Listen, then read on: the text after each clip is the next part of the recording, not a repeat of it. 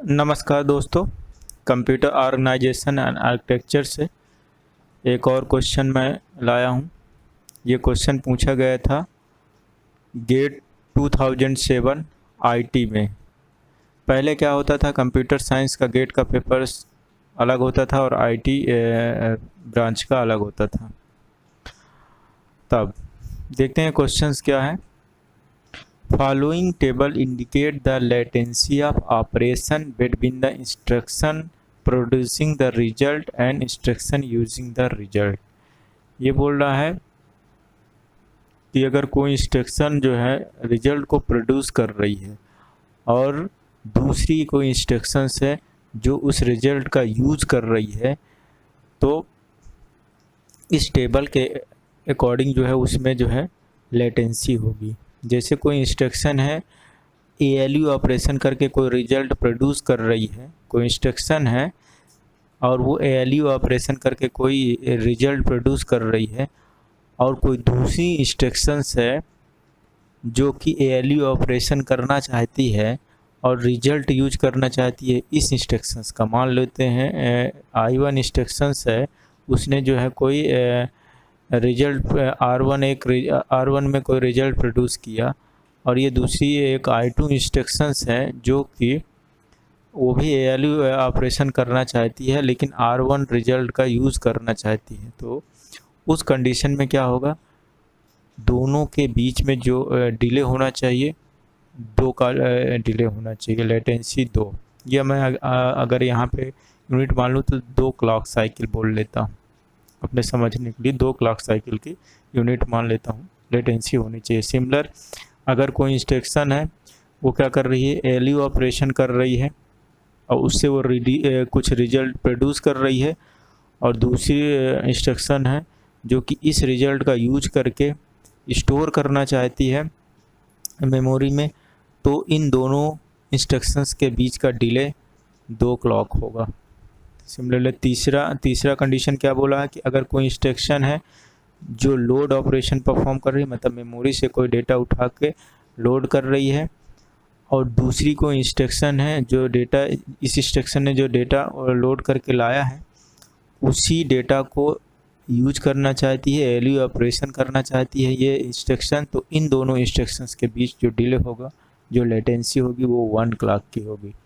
Similarly ये है, अगर कोई इंस्ट्रक्शन है वो लोड ऑपरेशन कर रही है, मतलब कि मेमोरी से कोई डेटा जो है उठाकर रजिस्टर में ला रही है, और फिर दूसरी इंस्ट्रक्शन है वो सेम डेटा जो मेमोरी से उठा कर लाई है, जहाँ पे इस डेटा को वो क्या फिर से मेमोरी में स्टोर करना चाह रही है, तो इन दोनों के बीच में कोई भी डिले नहीं होगा। ये कंडीशन है, कुछ इस तरह की कंडीशन है। इन्हीं कंडीशन को ध्यान में रखते हुए हम जो है इस प्रोग्राम को रन कराएंगे। ये इंस्ट्रक्शंस दी गई हैं, इनको हम एग्जीक्यूट करेंगे और देखेंगे ये क्या पूछ रहा है। ये पूछ रहा है कि what is the number of cycle needed to execute the above code segment assuming each instruction take 1 cycle to execute. अब ये बोला है जितनी भी इंस्ट्रक्शन है, कितनी इंस्ट्रक्शन हैं, ये इंस्ट्रक्शन नंबर 1 है, instruction number 2, instruction number 3, instruction number 4, instruction number 5, instruction number 6, instruction number, total 7 instructions हैं। और बोल रहा है इन 7 इंस्ट्रक्शन, हर एक इंस्ट्रक्शन 1 क्लॉक साइकिल लेती है एग्जीक्यूट होने में। तो पूरी की पूरी जो है ना इंस्ट्रक्शंस को, सातों के सातों इंस्ट्रक्शन को एग्जीक्यूट होने में कितना क्लॉक साइकिल लगेगा। तो देखो हम इसको सॉल्व करते हैं। तो चलो मैं एक थोड़ा सा ना एक चार्ट बना रहा हूँ यहाँ पे।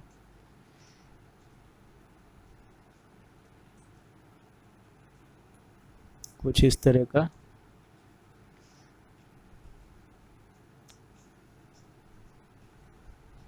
ठीक है ना। देखो मान लो t इक्वल टू 0 से ये इंस्ट्रक्शन नंबर 1, ये इंस्ट्रक्शन नंबर 1 एग्जीक्यूट होना चालू हुई, ठीक है ना। अब ये एग्जीक्यूट होना चालू हुई तो ये कितना लेगी, एक क्लॉक साइकिल लेगी, तो ये 1 में ख़त्म हो जाएगी, ठीक। अब ये इंस्ट्रक्शन 1 ख़त्म हो गई, अब इंस्ट्रक्शन 1 चालू होगी, तो इंस्ट्रक्शन 2 अब एग्जीक्यूट होगी। तो इंस्ट्रक्शन 2 क्या कर रही है, ये क्या कर रही है, अब ये देखना है कि क्या इंस्ट्रक्शन 2 इंस्ट्रक्शन 1 का कोई भी रिजल्ट यूज कर रही है क्या? इंस्ट्रक्शन 2 इंस्ट्रक्शन 1 का कोई भी रिजल्ट यूज नहीं कर रही, तो इन दोनों के बीच किसी भी प्रकार का डिले नहीं हो रहा, मतलब ऐसा, मतलब इसमें कोई कंडीशन नहीं है। कंडीशन क्या है? डिले कब होगा? जब कोई दूसरी इंस्ट्रक्शन किसी प्रीवियस इंस्ट्रक्शंस का रिजल्ट यूज कर रही होगी, तब डिले हो सकता है। तो ये इंस्ट्रक्शन नंबर जो 2 है, जो प्रीवियस इंस्ट्रक्शन का रिजल्ट यूज कर रही है क्या? नहीं हो रही है। ये तो क्या कर रही है? ये लोकेशन लोड कर रही है लोकेशन 2 से R2 में, ठीक है ना?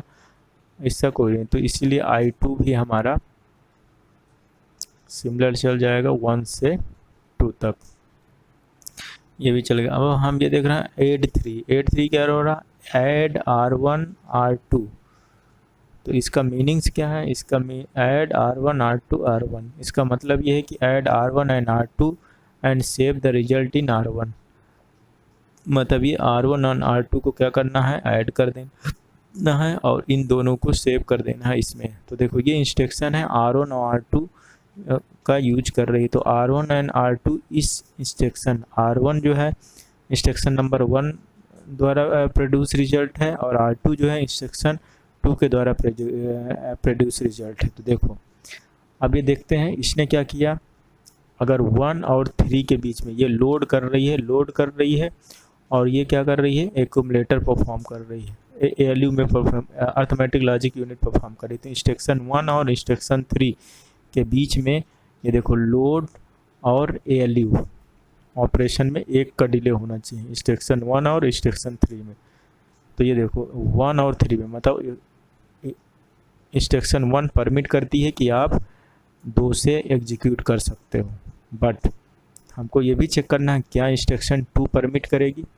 इंस्ट्रक्शन 2 देखो, इंस्ट्रक्शन 2 लोड ऑपरेशन मतलब लोड परफॉर्म कर रही है, लोड से रिजल्ट प्रोड्यूस कर रही है, लोड और ये ALU ऑपरेशन, लोड और ALU ऑपरेशन के बीच में कितने का डिले लेटेंसी होना चाहिए? 1 की लेटेंसी होना चाहिए, ठीक है ना? तो ये देखो, इसलिए I2 और I3 के बीच में कितना का जो है लेटेंसी होना चाहिए? 1 की लेटेंसी होनी चाहिए। यहाँ पे डिले हो जाएगा 3 तक, मतलब कि जो I3 इंस्ट्रक्शन है 3 से एग्जीक्यूट होगी और ये ख़त्म कहाँ पे हो जाएगी? 4 पे ख़त्म हो जाएगी।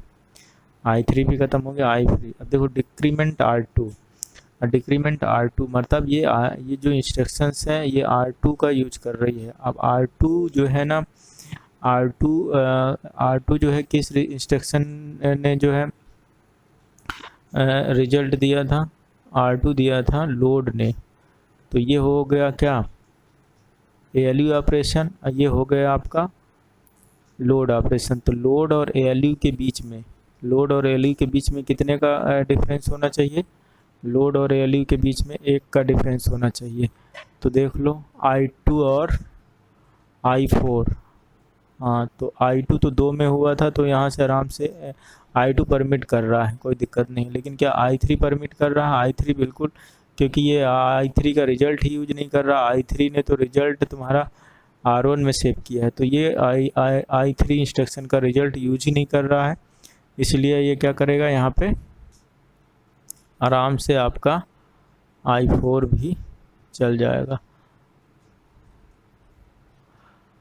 अब देखते हैं I5 इंस्ट्रक्शन। I5 इंस्ट्रक्शंस क्या कर रहा है? I5 इंस्ट्रक्शंस जो है ना, किसका रिजल्ट यूज कर रहा है? I3 का यूज कर रहा है। तो I3 एक्यूमुलेटर और ये भी ये ALU ऑपरेशन, ये ALU ऑपरेशन में 3 और इंस्ट्रक्शन 5 के बीच में ALU हो रहा है।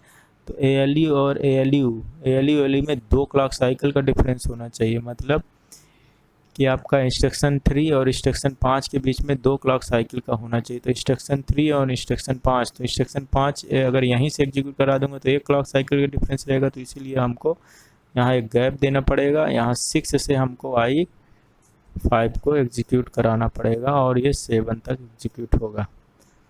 इसके बाद हम देखते हैं next, multiply R1 R2 R3, मतलब कि R1 और R2 को मल्टीप्लाई करके R3 में रिजल्ट इसमें सेव होगा R3 में। तो देखो R1 और R2 ये 2 यूज हो रहे हैं किसके? इंस्ट्रक्शन 4 और इंस्ट्रक्शन 5 के, और ये इन दोनों क्या हैं? इंस्ट्रक्शन 4 और इंस्ट्रक्शन ये इसका यूज कर रहा है ये, और ये इसका यूज़ कर रहा है। तो ये 4 और 6 के बीच में कितने का डिफरेंस होना चाहिए?